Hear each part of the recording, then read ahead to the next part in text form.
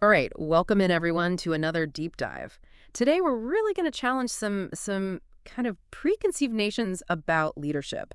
We're diving into the work of Taizo Mori, specifically his book The Ultimate Boss Doesn't Teach Anything. Really interesting title, right? Kind of throws you off a bit. And it really does flip the script on how we typically think about good leadership. Yeah, we always think about leaders, good leaders being people who give good advice, give good instruction, but Maury's arguing something totally different here. Yeah, he's saying like maybe the best bosses, maybe they're not like the lecturers and the instructors, but they're more like the keen observers, the ones who really get their team because they understand them on such a deep level. So we've really spent some time with Maury's work, and we're gonna try to pull out the key insights for you today. Really want to unpack this approach to leadership. Seems kind of counterintuitive at first glance. It does. So let's dive in. And I think it's really interesting, one of the first things the book does is it really takes aim at the flaws of a lot of our sort of classic management styles. Yeah. Right off the bat, you got this foreword by Cheng-Li Chung, and he points out how so much of the advice that's out there, it feels kind of surface level, Yeah. Like it's more about serving the person, giving the advice, not really grappling with how messy, how human all of this is. Yeah. How we all relate at work. Yeah, Chang even uses this phrase that I think really stuck with me. He calls the workplace a potential resource grab, and it's this idea that everyone's kind of in it for themselves. Yeah, and you see it, right? You see how personal agendas can really derail team goals All the time. Yeah, and it breeds these kind of adversarial relationships, like the one Chang talks about, like between like junior management and senior management, or just that defensiveness, Yeah. like across different levels. It's like there's this underlying current of distrust. Mm-hmm. And Maury's offering this alternative, right? Yeah, and this alternative really is a fundamental shift, isn't it? Yeah. Away from, constantly trying to promote yourself and what you need to really deeply understanding each person on your team. Understanding them. Yeah. It's a subtle but crucial shift, isn't it? He's saying, like the real job of a leader, it becomes this quest to identify and understand each person's like their true self, Yeah. what makes them tick, what are their strengths, what are they really good at, Yeah. and then almost like a guide, helping them use that in the team. Like, Mhm. how can you leverage that? And I think a lot of that comes down to what he calls openness, and this idea of borrowing perspectives, which really sounds a lot like empathy to me. Right, exactly. It's like put yourself in their shoes, see the workplace through their eyes. And where he's ultimately going with all this more is he wants to get to this shared understanding, right? Where the team's thoughts, beliefs are all aligned. So there's this real sense of belonging. And everyone can really, contribute their best, not just following orders from the top, but contributing to a vision that they helped build. All right, so that kind of lays the foundation for where Maury's going. But let's back up a bit and understand how he got here. Okay. And where did this not teaching approach, where did this idea even come from? So Maury's got this really diverse background in consulting, worked with all kinds of businesses. And what he noticed, really striking trend, was that like young, talented people, they were less and less interested in becoming managers. Huh. Interesting. Yeah, and he frames it not as a problem, but as a signal, Yeah. right? Yeah. Like an opportunity for those who can actually master a better, more effective way of leading. So it's a challenge that also creates an opening. I like that. So was there a specific event, a turning point for him that really crystallized this no teaching approach? Yeah. This really pivotal experience for him was when he was brought in to like help turn around this failing Kentucky Fried Chicken branch. Okay. Like first instinct, naturally, cut costs, right? Yeah. But he realized pretty quickly that just slashing staff wasn't addressing the core issues. So cutting costs wasn't the answer. What did he discover in that situation? His big aha moment was seeing the potential in the part-time staff, the hourly workers. He's like, what if we could get them to think and act like store managers? Interesting. Not just cogs in the machine, but actual stakeholders. He started involving them in the store's operations? Yeah, he really did. Like actively asking for their suggestions, even letting them like lead team meetings. It's pretty radical for, the fast food world. Yeah. And the results were like incredible. Like within a year, this branch, 4 times more productive, went from like deep in the red to profitable, all driven by empowering those hourly workers. That's a remarkable turnaround. And this wasn't just a one-time thing. Oh, man. This no teaching principle, it proved itself over and over, right? Absolutely. He took this approach to other struggling branches and it worked, consistently profitable. And here's the crazy part, like after he revamped their new employee training based on this empowerment model, right? Those branches, they had like a 2-year period with 0% employee turnover. 0% turnover for 2 years. Like unheard of in the restaurant business. Yeah. And then off of that success, he goes on to start his own firm, incorporating NLP, neuro-linguistic programming. Oh, wow. Like exploring the link between how we think, how we speak, how we behave. And it brings in psychology too, to really hone his ideas on giving employees autonomy. So it's this idea of really developing employees who want to see the company do well, but also want to grow themselves, right? Right, exactly. And he's also really big on the idea that, leadership has to change with the times. Yeah. Right, to handle things like different work styles, Yeah, yeah. harassment and this whole focus on well-being, right? Mm-hmm. That's all really fascinating, and it's great to see someone who's really thinking about this stuff. And let's get into some of the specifics here. His first iron rule, which is really interesting, is about prioritizing the future, not just fixing the present. Okay. So what's the core idea there? So Maury, he's basically saying, look, leaders, they can get so caught up in handling today's crisis, right? Yeah. Like always putting out fires, that they forget to think strategically. Yeah. They're so busy fixing their subordinates' mistakes, they never lift their head up to actually see where they want to go. It is so easy to get stuck in that cycle of just reacting, isn't it? It really is. Yeah. And he's got these names for these kind of reactive leadership styles, right? Yeah. Like eyeball fish bosses. The ones that are always looking up, just trying to please their superiors. Yeah, yeah. And the sandwich bosses, the ones who are just stuck between like the demands of upper management and the issues of their team. Yeah, constantly being squeezed. Exactly. Yeah. Yeah. And he's saying like, don't become either of these. Okay, so what's the antidote? How do we break free from that reactive cycle? He's saying carve out time every day, even if it's just like 15, 20 minutes, to actually visualize the future. Huh. Set clear team goals, figure out the steps to get there. And that's interesting because he draws this connection to Stephen Covey's time management matrix. Yeah. And that idea of quadrant 2 activities, Yeah. those things that are important but not urgent, the future-oriented stuff. Exactly. And he ties it to this concept of maintaining autonomy with your time. Consciously choosing to make time for strategic thinking, not just letting the urgent stuff dictate your every move. Yeah. Yeah, and that's really interesting too, because he kind of redefines this idea of team building as not just a one-time thing. Yeah. Well, But this ongoing process of exploring, planning for the future, learning from mistakes. a constant dialogue about where the team's going and how to get there. All right, so his second iron rule, this is particularly important when you're taking on a new team, right? Right. It's all about understanding before you try to impose your own agenda. Right. He's basically saying, don't come in on day one with these big pronouncements. Yeah. Setting these ambitious goals, trying to flex your authority. He calls it showing off, right? Yeah, yeah. Why is that initial understanding so crucial? Because trust takes time. Yeah. Right?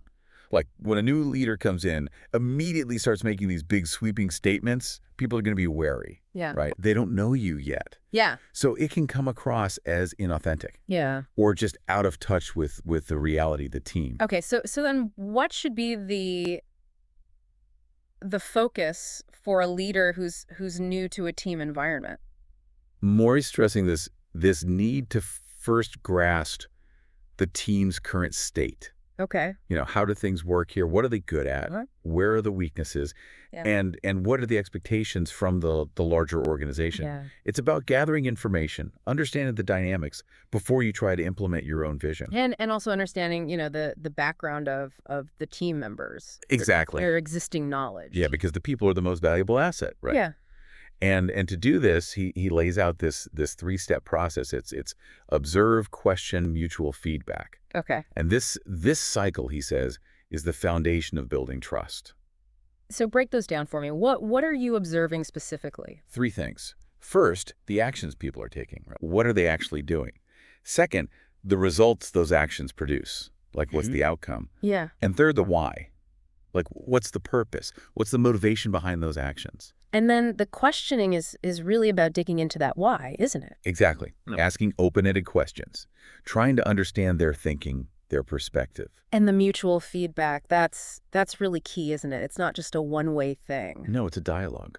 Both the leader and the team members share what they've observed, what they've made of it. And Maury's saying, like, by doing this repeatedly right, Yeah. you really start to get how they think. Yeah. And then you can figure out the best way to use their abilities. And I think, at its core, what that does is it shows that you as the leader actually care about understanding them, right? Yeah. Which makes people feel safe, makes people feel motivated. Exactly. Like, people are less likely to take risks, to be proactive if they feel insecure or misunderstood. Yeah. But when you create this supportive, understanding environment, that's where you get curiosity. Yeah. That's where people are willing to tackle challenges. Okay, so it's all about building that foundation of trust, understanding before you even think about, charting a new course. Right. Now, his third iron rule is all about sustainable organizations, and he brings in the work of Chester Barnard here, which is it's really interesting. Yeah, he draws on this theory that Barnard laid out way back in 1938, like almost a century ago. Wow. But it still holds up. Yeah. So Barnard, he identifies three key elements for building a lasting organization. First, you got to have common goals. Yeah. Yeah. Makes sense. Everyone's aiming for the same thing. Second, you got to have willingness to cooperate. Okay. People have to be willing to help each other. And third, smooth communication. Yeah, those still hold up today. So how should new managers use these principles, these ideas? Maury's saying before you even come in with your own vision, use these three elements as a checklist. Right? Sure. To assess the team's health. Like, where are we now? And to guide where you want to go. Like, building your plan on a solid foundation. And he also brings in this idea of SMART goals, right? Yeah, he stresses, set well-defined long-term goals using SMART. So that's specific, measurable, attainable, relevant, time-bound, right? Right. And he simplifies it into these two essential steps. First, establish a baseline. Okay. Like, where are we now? Yeah. And then draw a concrete target. Like, where do we want to be? Okay. And he even gives these self-assessment questions for teams. Okay, what are they? So the first one's about shared goals. Like, do all of the team members genuinely share the same overarching goals? Okay. Second one's about cooperation. Are they willing to actively help each other achieve those goals? Okay. And the third one's about communication. Like, can everyone communicate effectively without any roadblocks? Makes sense. And he's saying, answer honestly, use a 4-point scale. Excellent, good, fair, poor. And he even brings in Anthony Robbins' take on those self-assessment scores, which is pretty blunt. Yeah, Robbins, he basically says, like, look, excellent actually just means good. Oh, wow. Good means fair. Fair means poor, and poor means nothing. Yeah. Like a real wake-up call to not get complacent. So once you've kind of done that initial assessment, you've answered those questions. Yeah. How do you actually go about strengthening those three core elements, the common goals, the cooperation, and the communication? He's saying analyze them through 5 different lenses, right? Okay. The environment. Okay. The actions being taken. The abilities of the team members. Their beliefs and values. Yeah. And their individual positions in the team. Okay. So, for example, when you're looking at willingness to cooperate, right? Yeah. You might want to look at it through the environment lens. You might ask your team, under what specific conditions would you guys be most willing to actively collaborate? Like, would mutual support maybe lead to meaningful recognition and create a more positive and fun environment for everyone? And by really exploring those scenarios, really listening to the responses, you can start to create those very conditions that are going to encourage that cooperation, that teamwork. Exactly. And then you set some realistic target deadlines. Yeah. Right? For implementing those conditions, reaching that ideal state. It's about, like, step by step, building a more unified, genuinely collaborative team. Okay, so it's really about moving beyond those abstract ideas. Yeah, Being very intentional about shaping the kind of organization you want to lead. right. Now, let's get to his fourth iron rule. Yeah.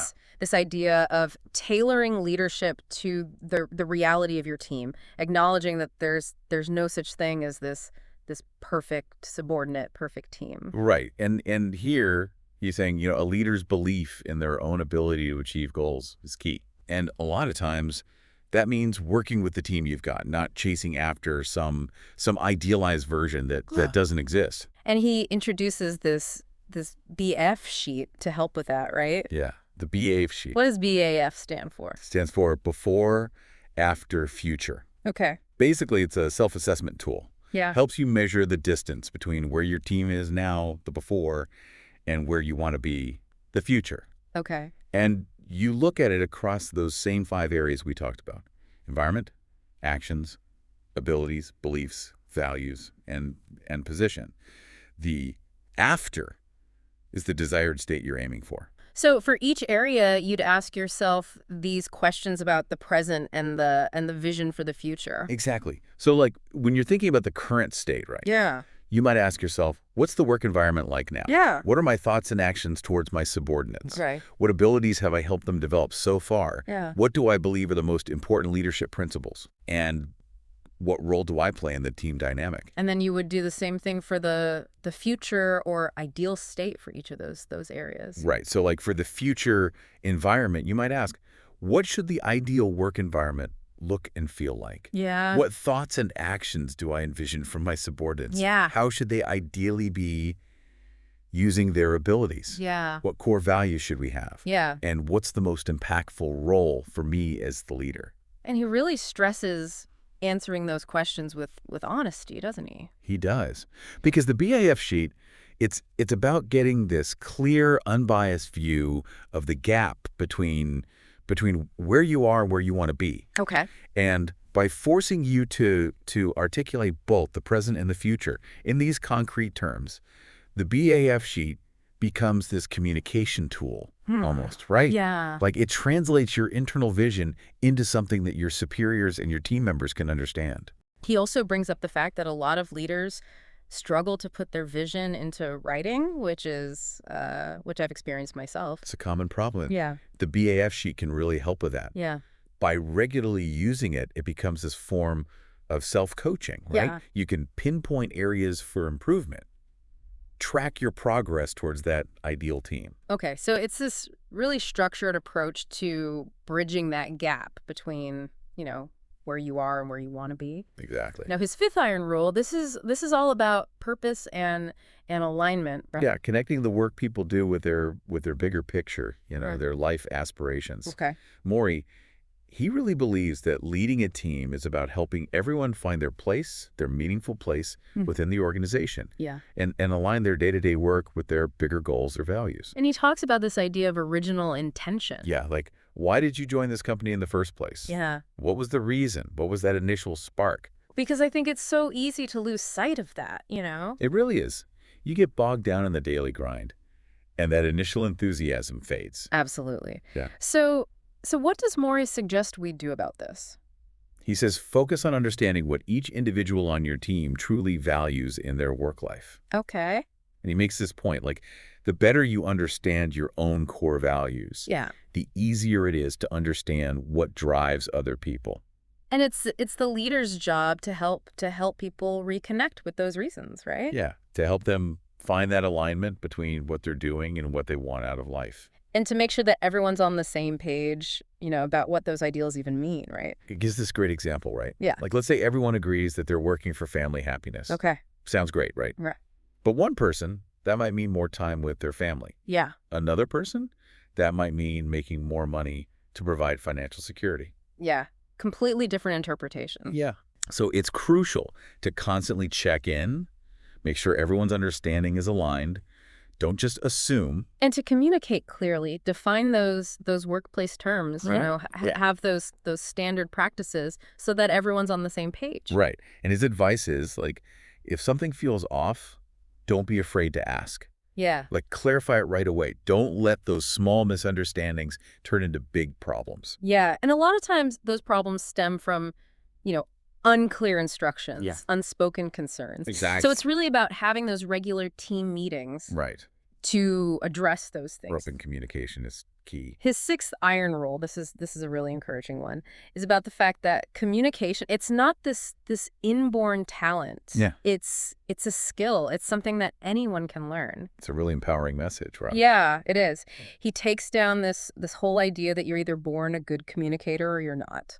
Yeah, he says it's something you can practice, you can get better at. And he tells this story about consulting for this construction company. Right. Very successful company, but they were suddenly facing all this new competition. Yeah, and they had this really top-down structure, right? Yeah. Where employees were like expected to just follow orders, not really communicate. And the president of the company, he knew that things needed to change. Yeah. But he couldn't really articulate it to his employees. Yeah, there was this real disconnect, this communication breakdown between the leadership and the rest of the company. And Maury makes this really good point that in today's world, it's not enough to just have, talented individuals. No. You need teamwork. You need that synergy. Which requires strong communication. Absolutely. Yeah. So what does Maury do?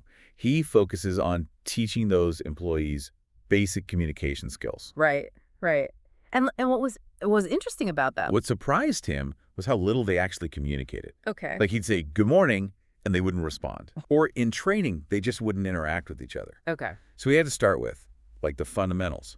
So how did he do that? Simple exercise. Yeah. He had everyone record and share their morning routines. Okay. Like what they did before work, what they saw on their commute. Yeah. Just to find some common ground, some easy conversation starters. So it's low stakes, it's relatable, it's about shared experiences. Exactly.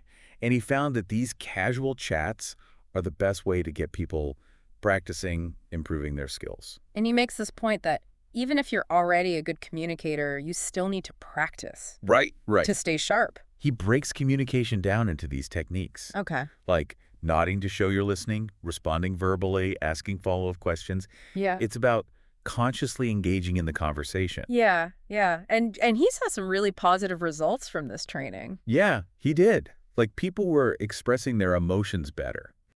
The overall quality of the dialogue improved, even among senior employees. And the benefits went beyond just communication. Oh. Like, employees started expressing more joy in their work. Okay. They were more engaged. Okay. And the company's performance improved as a result. It really does show how foundational good communication is. Absolutely. And Maury also brings up this idea of different brains, right? Yeah. Like leaders and their subordinates, they might have different perspectives, different motivations. Yeah. So leaders need to keep working on their communication skills, right? Yeah. To make sure their ideas are understood. Yeah. And they need to create those good communication channels Yeah. and identify those employees who are natural communicators. Yeah, the proactive ones. Right. Okay, so his seventh iron rule, this is about his 3-minute coaching method. Okay. Which sounds really efficient. It is. It's about being targeted and impactful, Yeah. right? Maury says you can actually guide your subordinates' thinking about what's important in just 3 minutes. Okay.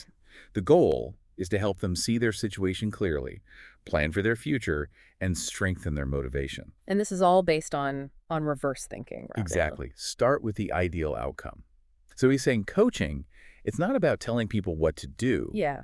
It's about listening, asking questions, showing empathy, giving feedback, making requests that help them think for themselves. Okay. And he breaks it down into these 5 questions. Okay, what are they?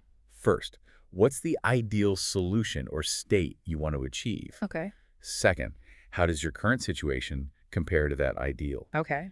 Third, what are the reasons for that gap? Okay. Fourth, what actions can you take to bridge that gap? Okay. And fifth, what have you learned from this conversation? Okay. And he suggests prompting for details if their answers are too vague. Yeah, if they're not specific enough, you can say, what do you mean by that? Yeah. Or can you give me an example? So it's this structured way to help them define the issue and see that gap between where they are and where they want to be. Right. And once they see that clearly, then the leader can help them create a plan. Okay. And Maury also points out, like, this method It's not just for others, right? You Yeah. can use it on yourself Yeah. Yeah. to make better decisions, get a broader perspective. It's a really good tool, that 3-minute coaching method. Now, his 8th iron rule is about this idea of visualizing life events to understand your team members better. Okay. So this is about looking back at past experiences to understand current viewpoints. Yeah, Maury really believes that the best time to have these meaningful conversations is when problems come up. Okay. He's saying avoiding problems just makes them worse, Yeah. and it shuts down communication. Yeah, that's true. So when something happens, when an issue arises, address it immediately. Right, involve everyone concerned, prevent things from escalating, and use it as a chance to understand everyone's perspective. And he emphasizes asking them what they learned from it, what they think could prevent it from happening again. Yeah. And he also points out that sometimes complaints might come up, and it's important to listen patiently, right? Don't just dismiss them. Try to understand what's really going on. Now he introduces this tool called the Life Review Chart. Yeah. What is that? It's a way to help people recall significant events in their life, Okay. or even just the events leading up.